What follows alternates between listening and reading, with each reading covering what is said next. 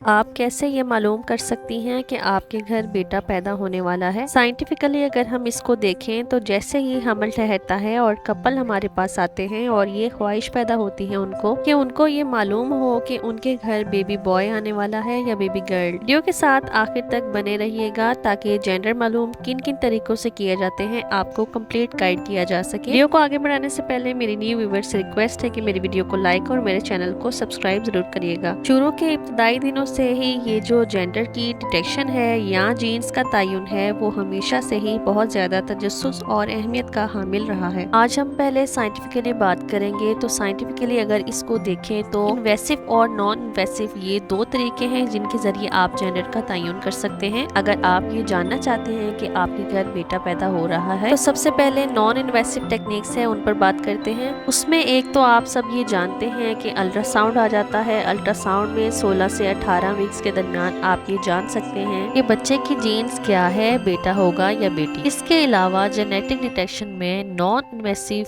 Prenatal screening होती है। ये एक ब्लड टेस्ट है जो कि 9 से लेकर 11 वीक्स के दौरान किया जाता है और 2 हफ्तों के अंदर ऑलमोस्ट इसकी रिपोर्ट आ जाती है जिससे कि जीन्स मालूम की जा सकती है कि बेटा पैदा होने वाला है या बेटी। इसके बाद अगर हम इन्वेसिव तरीके देखें तो इसमें एक तो एमनियोसेंटेसिस आ जाता है। क्रोनिक विलस की जो डिटेक्शन है वो आ जाती है। लेकिन जब ये इन्वेसिव प्रोसीजर बच्चे की जीन्स के लिए किया जाता है या जेनेटिक डिजीज के लिए किया जाता है तो हमल ज़ाया होने का खतरा बढ़ जाता है। इसलिए बेहतर ये है कि अल्ट्रासाउंड के थ्रू पता कर लिया जाए और ये बहुत एक्यूरेट होता है। इसके अलावा बहुत पुराने दौर में जब हमारे पास अल्ट्रासाउंड मशीन्स नहीं हुआ करती थी, हमारे पास एमनियोसेंटेसिस नहीं होता था, क्रोनिक विलस टेस्ट नहीं होता था या हम नॉन इन्वेसिव प्रीनेटल स्क्रीनिंग नहीं कर सकते थे, तब क्या होता था कि कुछ अलामात से ये देखा जाता था कि घर में बेटा आने वाला है या बेटी आने वाली है। लेकिन ये कुछ मिथ्स हैं, ये एक्यूरेट नहीं होते। अंदाजा जरूर लगाया जाता है, कुछ सही भी साबित हो जाते हैं। उसमें ये कि जब बेटा पैदा होने वाला होता है तो टेस्टोस्टेरोन हार्मोन जो है बेटे में, जो कि माँ के पेट में परवरिश पा रहा होता है, उसमें ये कि माँ की जो स्किन है, कलर जो है वो डल हो जाता है, स्किन पर बालों की ग्रोथ ज्यादा हो जाती है। ये एक इशारा है कि बेटा होने वाला है। इसके अलावा ये कि स्पाइसी